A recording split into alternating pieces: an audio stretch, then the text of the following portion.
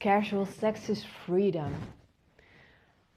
I've talked about casual sex a lot in my episodes, and that is because I am just dumbfounded by what the sexual liberation has brought us. We have more STDs, we have more abortions, we have more divorce, we have more depression, we have more people not in a relationship. We have, well, it's not the land of milk and honey that was projected to us. And I feel that if we look at the data, we see that casual sex, it has a few disadvantages. One of them being that a research showed that 80% of the women who have casual sex feel more empty, more lonely afterwards. And for guys, this is 70%. So I feel that we are being trained to seek pleasure. Pleasure, pleasure, pleasure. Pleasure is what rules us. Pleasure is the king. We should always feel pleasure. And everything that's more real, in my opinion, takes time and takes effort. It is much harder to date someone and then to really take your time just by being friends to see if you're compatible.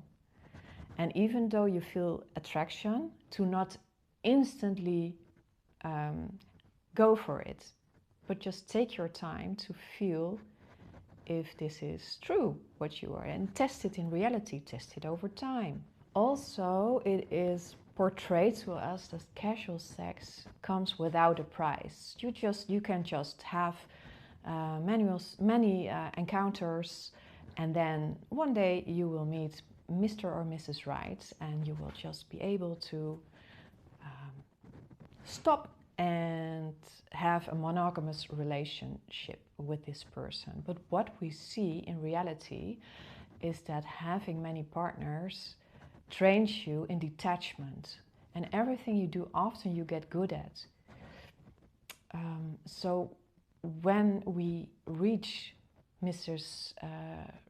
Right or Mr. Right, then we see a lot that it is very hard to not have this radar on all the time, to look for the next, and to be really happy and satisfied with having this one person forever, especially after the first drugs of infatuation go down, and to then be satisfied with what you have is much harder when you have had a lot of encounters, because you have trained yourself in detachment. Also, we are often trained to see our 20s as a time to experiment and to lose our wild hairs, because we will be married and contained for a long time, so we should take it when we can. And I feel like what we see now is that people do that, and especially women, they just discard great guys in their 20s because they're like, yeah, I can get anyone I want at this age. So then they're like 30, and then it also says, the data says that when you don't have your first child when you're 30, you have 50% less chance of ever having a child. So even though at 30 you can still have children, it's already, the dating pool has become smaller, and there are many reasons that a lot of women just feel rushed when they're 35 or older. And yeah, sometimes they look back and they think, wow, I wish. And I feel like there's nothing wrong with getting married young. You have a lot of energy, and we see that it creates, especially in women, sometimes girl bosses, because you have so much energy, you have so much willpower at this age.